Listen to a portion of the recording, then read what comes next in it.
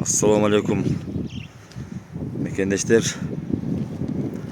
Мындан 20 күн мурун Бишкек шаарына ушул бир агабызга ушундай казылуу экран установка кылган болчубуз. Бүгүнкү күндө иштей алуудат.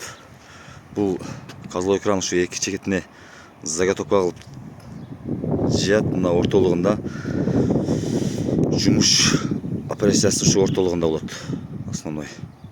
Мына ушул эки четине заготовка кылып жыйганга ыңгайлуу болгон казылуу экран. Кимде ким ушундай казылуу экран кызматы керек болгон болсо байланышып бересиздер. Андан соң кольцанын формалары, лотоктун формалары боюнча дагы мешалка, вибромотор бардык боюнча кызматка даярбыз. Алдыга номер калтырабыз. Ошол номерге байланышып бересиздер.